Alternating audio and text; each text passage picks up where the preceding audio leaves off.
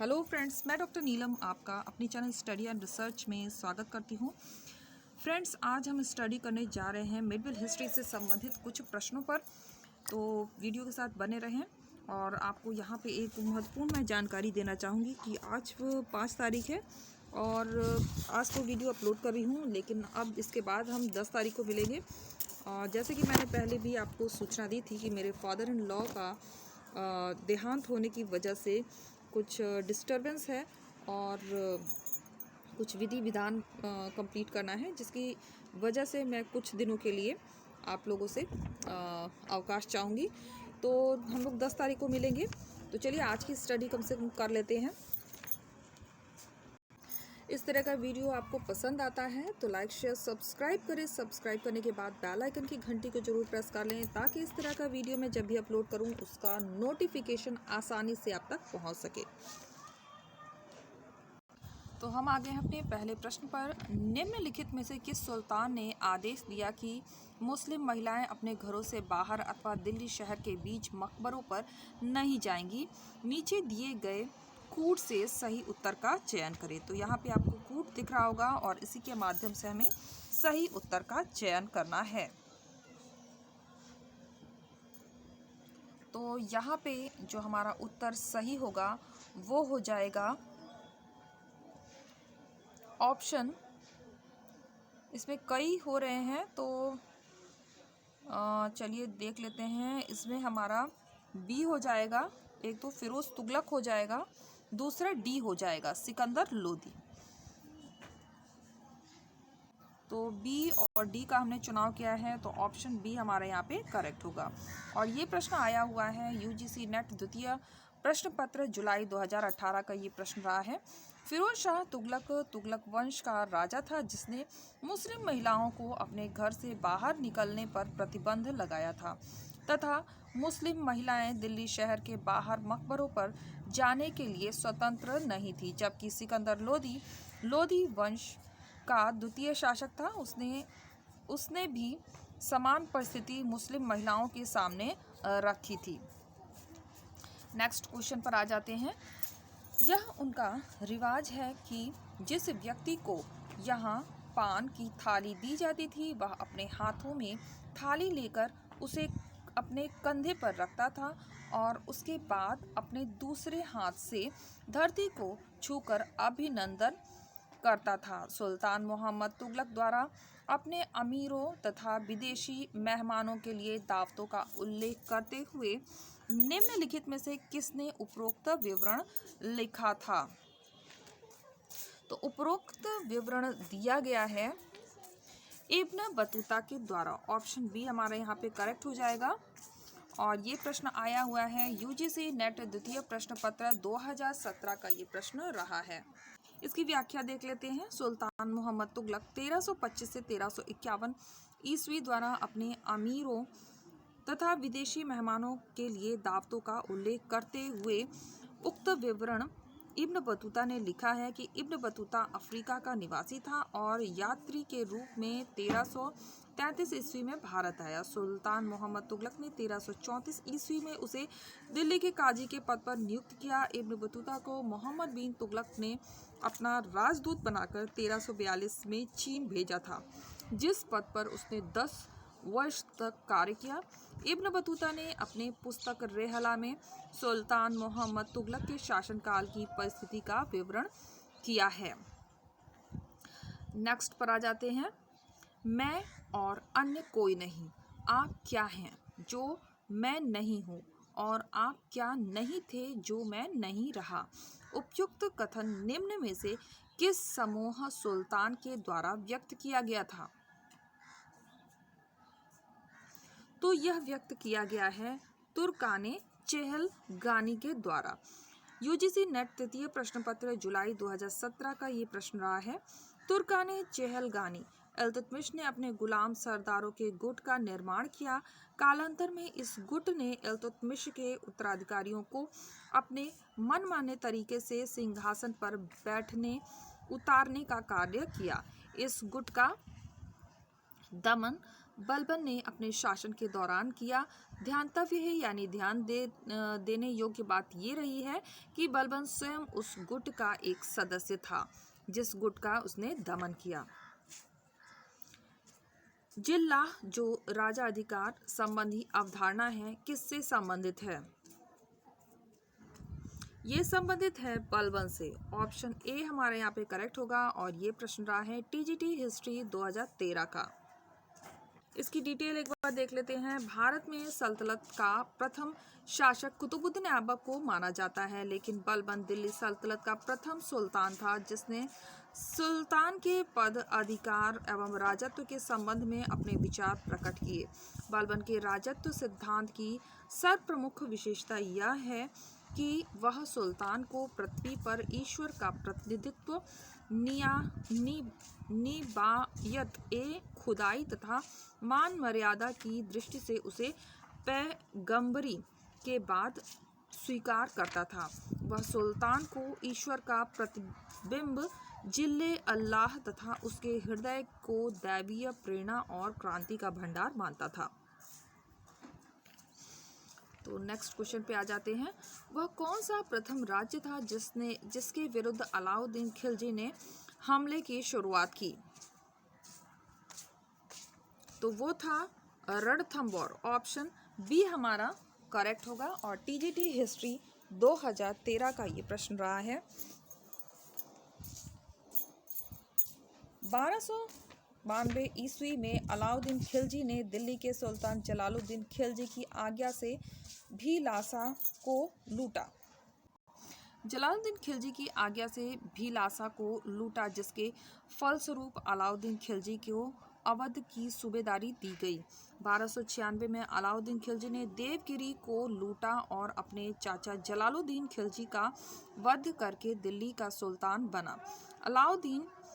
अलाउद्दीन का प्रथम सैन्य अभियान 1298 में गुजरात के शासक बघेला राजपूत कर्ण के विरुद्ध था।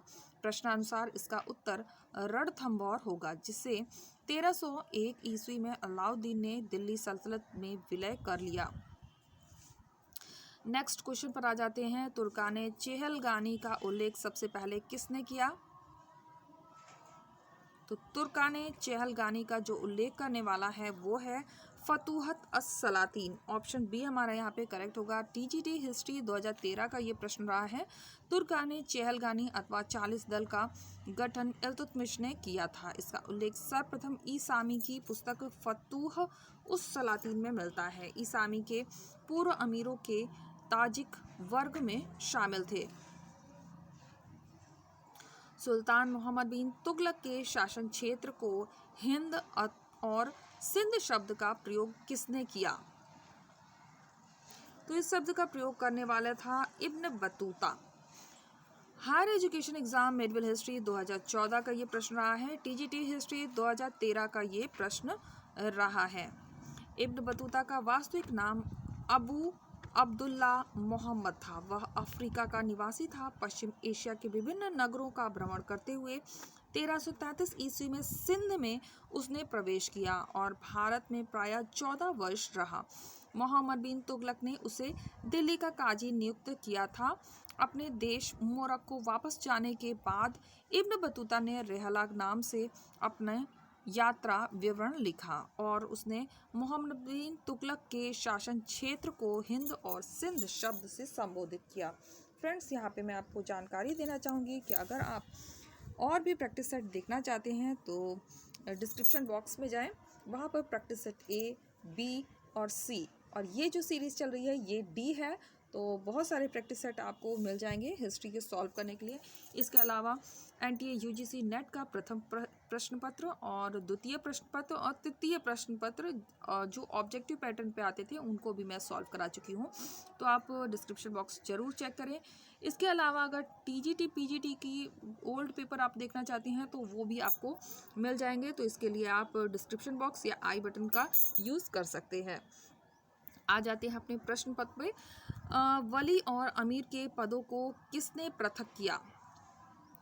वली और अमीर के पदों को पृथक करने वाला था मोहम्मद तुगलक। ऑप्शन बी हमारा करेक्ट होगा। टीजीटी हिस्ट्री 2013 का ये प्रश्न रहा है। मोहम्मद बिन तुगलक ने दोआब में भू राजस्व की वृद्धि कर दी। उसी समय अकाल पड़े हुए थे।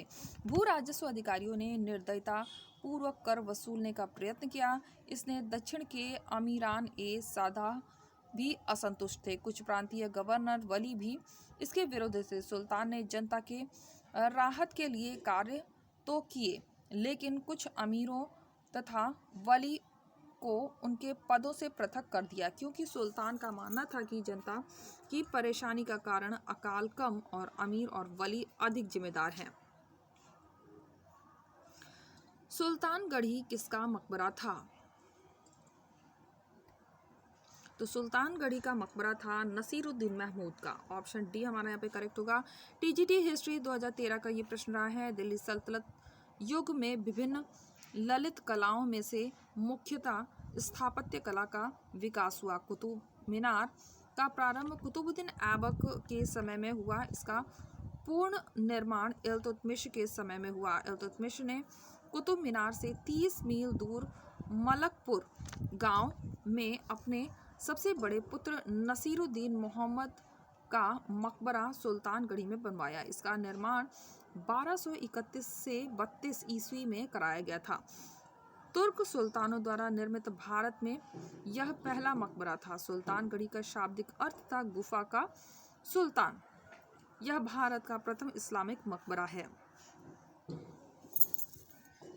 किस मंगोल सेनापति ने अलाउद्दीन खिलजी को हराया था?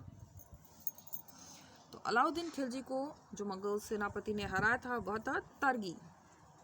टीजीटी हिस्ट्री 2013 का ये प्रश्न रहा है। मंगोलों का चौथा आक्रमण उस समय हुआ जबकि अलाउद्दीन चित्तौड़ के घेरे से वापस दिल्ली पहुंचा ही था। उसकी पर्याप्त सेना उसके पास नहीं थी। एक बड़ी सेना तेलंगाना आक्रमण पर गई थी और 1303 ईस्वी में तभी मंगोल नेता तर्गी ने 1,20,000 घुड़सवार सेना लेकर दिल्ली पर आक्रमण कर दिया। विवश होकर अलाउद्दीन को सीरी के दुर्ग में शरण लेनी पड़ी। मंगोल 2 महीने के घेरे के बाद दिल्ली व आसपास के प्रदेशों को लूटकर वापस चले गए। यह अलाउद्दीन की पराजय कही जाएगी। शर्व कर किस पर लागू था? तो शर्व कर लागू था जल आपूर्ति बनाए रखने पर। टीजीटी हिस्ट्री 2013 का ये प्रश्न रहा है। फिरोज तुगलक ने गद्दी पर बैठते ही स्थायित्व और व्यवस्था कायम करने हेतु तत्काल आदेश जारी किया। उसने सभी समुदाय के व्यक्तियों का विश्वास जीतने का प्रयत्न किया। फिरोज ने कृषि और उन्नत किस्म की फसलों के प्रचलन की सहायता से नहरों द्वारा सिंचाई, भूमि सिंचाई कर की दर उपज का 1/10वां भाग था, पर हक-ए-शर्ब या सिंचाई के कर के माध्यम से और उद्यानों की आय से अपनी आय बढ़ाने का प्रयास किया। फिरोज ने 5 बड़ी नहरों का निर्माण कराया था। कौन सा दिल्ली सुल्तान हिंदू योगियों और मुसलमान फकीरों के साथ बातें की? तो ये था मोहम्मद बिन तुगलक। ऑप्शन सी हमारा करेक्ट होगा। टीजीटी हिस्ट्री 2013 का ये प्रश्न रहा है। नेक्स्ट क्वेश्चन, दिल्ली सल्तनत के सुल्तानों में मोहम्मद बिन तुगलक सर्वाधिक विलक्षण व्यक्तित्व वाला व्यक्ति था। मोहम्मद तुगलक धार्मिक रूप से कट्टर नहीं था। वह होली और मुहर्रम दोनों में भाग लेता था।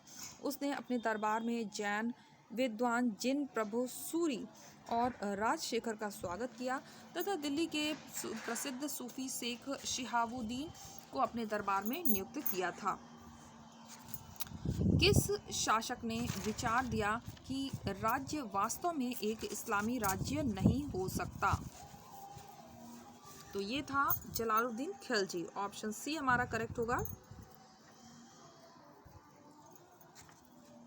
इसकी डिटेल देख लेते हैं। ये प्रश्न आया हुआ है टीजीटी हिस्ट्री 2013 का ये प्रश्न रहा है। जलालुद्दीन खिलजी दिल्ली का प्रथम तुर्की सुल्तान था जिसने उदार निरंकुशवाद के आदर्श को अपने सामने रखा। उसने अपने विरोधियों को संतुष्ट करने का प्रयत्न किया। यद्यपि वह योग्य सेनापति था। उसने भय और आतंक के स्थान पर उदारता और सहृदय की नीति को अपनाया था। अपने शत्रु के हृदय परिवर्तन पर बल दिया। उसका मानना था कि राज्य वास्तव में एक इस्लामी राज्य नहीं हो सकता है। दिल्ली सल्तनत का पहला संप्रभु या प्रभु सत्ता संपन्न शासक था, तो इसमें हो जाएगा इल्तुतमिश। ऑप्शन सी हमारा करेक्ट होगा। टीजीटी हिस्ट्री 2011 का ये प्रश्न रहा है, वह डिटेल देख लेते हैं।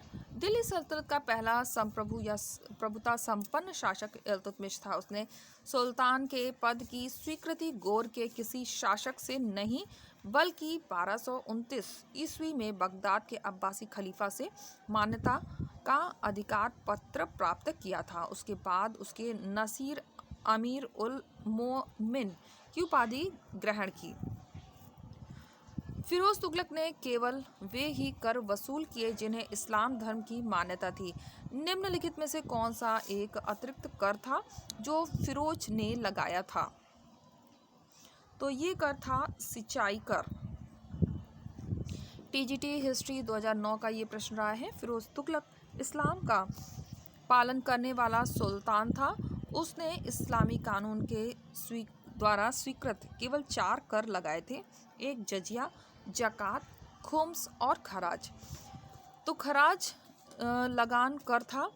खुम्स युद्ध में लूटे गए धन का 1/5वां भाग था जो सुल्तान के पास जाता था और 4/5 भाग सैनिकों में बांटा जाता था। जजिया हिंदुओं पर धार्मिक कर था। जकात मुसलमानों से लिया जाने वाला और उन्हीं के हितार्थ व्यय किया जाने वाला एक धार्मिक कर था जो संपूर्ण आय का 2.5% था। इसके अतिरिक्त उसने उलेमा वर्ग की स्वीकृति के पश्चात सिंचाई कर अथवा हक ए शर्ब भी लगाया जो उलेमा वर्ग की स्वीकृति के पश्चात जनता पर लागू किया गया। फिरोज तुगलक सिंचाई कर लगाने वाला दिल्ली सल्तनत का पहला सुल्तान था। दिल्ली सल्तनत के किस सुल्तान ने यह घोषणा की कि राजा का कोई सगा संबंधी नहीं होता? तो ये घोषणा की गई थी इब्राहिम लोदी के द्वारा और ये प्रश्न आया हुआ है टीजीटी हिस्ट्री 2009। तुर्की राजत्व के सिद्धांत से अनुप्रमाणित होकर इब्राहिम लोदी ने यह घोषणा की कि राजा का कोई सगा संबंधी नहीं होता। राजत्व केवल सुल्तान में निहित होता है, अतः उसे निरपेक्ष होकर निर्णय लेना चाहिए। अलाउद्दीन खिलजी द्वारा चित्तौड़ के किले पर आक्रमण का सजीव विवरण मिलता है। तो ये विवरण प्राप्त होता है पद्मावत से। पीजीटी हिस्ट्री 2009 का ये प्रश्न है। अलाउद्दीन द्वारा विजित चित्तौड़ के किले पर सजीव चित्रण 1540 ईस्वी में मलिक मोहम्मद जैसी द्वारा लिखे गए प्रसिद्ध अवधी काव्य कृति पद्मावत में है। इसकी कथा में राणा रतन सिंह की परम सुंदरी रानी पद्मावती को प्राप्त करने के लिए अलाउद्दीन ने चित्तौड़ पर आक्रमण किया, जिसमें राजपूतों की हार के उपरांत पद्मावती ने जौहर व्रत कर लिया। अलाउद्दीन को केवल किला मिला, पद्मावती नहीं मिल सकी। इस कहानी का समर्थन प्रसिद्ध राजपूत इतिहासकार कर्नल टॉड ने भी किया है। लोधी वंश के शासक किस जाति या प्रदेश से मूलतः संबंधित थे? तो ये संबंधित थे विशुद्ध अफगान या पठान। और ये प्रश्न आया हुआ है टीजीटी हिस्ट्री 2011 का। लोधी वंश के शासक अफगानों की एक महत्वपूर्ण शाखा साहू खेल से संबंधित थे। दिल्ली के इससे पहले के सभी सुल्तान तुर्की थे, लेकिन लोधी विशुद्ध अफगानी थे। लोधी वंश का शासन 1451 से 1526 ईस्वी तक रहा। अंततः पानीपत के प्रथम युद्ध में बाबर ने इब्राहिम लोदी को हराकर 1526 में मुगल वंश की स्थापना की। अलाउद्दीन खिलजी द्वारा बाजार नियंत्रण व्यवस्था या आर्थिक अधिनियम के पीछे क्या उद्देश्य थे? तो इसका जो मुख्य उद्देश्य रहा है वो रहा है सीमित वेतन में अपने सैनिकों को संतुष्ट करना।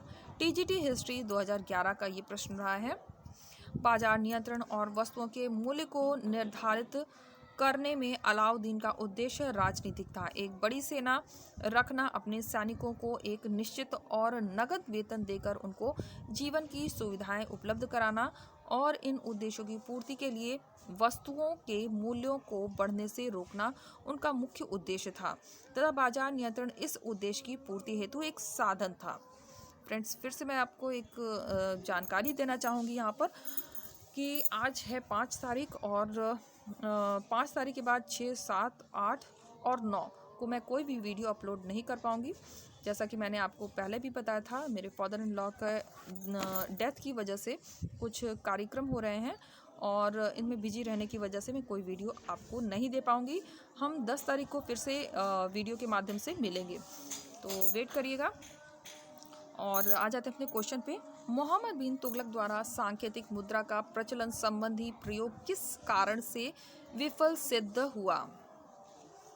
तो इसकी विफलता का कौन सा प्रमुख कारण बना था? तो ये था व्यापक स्तर पर नकली सिक्कों की ढलाई शुरू हो गई थी, जिससे उसका जो ये उसने नीति बनाई थी प्रचलन की, प्रयोग किया था सांकेतिक मुद्रा का, वो विफल हुआ था। और ये प्रश्न आया हुआ है टीजीटी हिस्ट्री 2011 का। एक बार डिटेल देख लेते हैं। मोहम्मद बिन तुगलक ने प्रतीक मुद्रा के रूप में चांदी के सिक्के के स्थान पर तांबे का सिक्का प्रचलित किया। प्रतीक मुद्रा पर अरबी तथा फारसी दोनों भाषाओं में लेख थे। आगे चलकर चांदी प्रचलन से बाहर हो गया तथा भू राजस्व का भुगतान जाली प्रतीक मुद्रा में किया जाने लगा, जिसके कारण उसका सांकेतिक मुद्रा संबंधी प्रचलन विफल हो गया। फिरोज शाह तुगलक ने किस स्मृति चिर स्थायी रखने के लिए जौनपुर नगर की स्थापना की थी? तो मोहम्मद बिन तुगलक हो जाएगा ऑप्शन सी। टीजीटी हिस्ट्री 2011 का ये प्रश्न रहा है। फिरोज तुगलक 300 नवीन नगरों का निर्माण कराया। उसके द्वारा बसाए गए नगरों में फतेहाबाद, हिसार, फिरोजपुर, जौनपुर और फिरोजाबाद प्रमुख है। जौनपुर नगर की स्थापना उसने अपने भाई जौना खां मोहम्मद बिन तुगलक की स्मृति में करवाई थी। तो फ्रेंड्स, यहाँ पे हमारे 20 क्वेश्चंस कंप्लीट होते हैं। हम मिलेंगे नेक्स्ट वीडियो में और जैसा कि मैंने बताया, अभी वीडियो आपको 10 तारीख को मिलेगा। तो उम्मीद है आपको वीडियो पसंद आया होगा। वीडियो पसंद आता है तो लाइक शेयर सब्सक्राइब करें। सब्सक्राइब करने के बाद बेल आइकन की घंटी को जरूर प्रेस कर लें, ताकि इस तरह का वीडियो मैं जब भी अपलोड करूँ सर नोटिफिकेशन आसानी से आप तक पहुँच सके। Okay friends, take care and bye bye.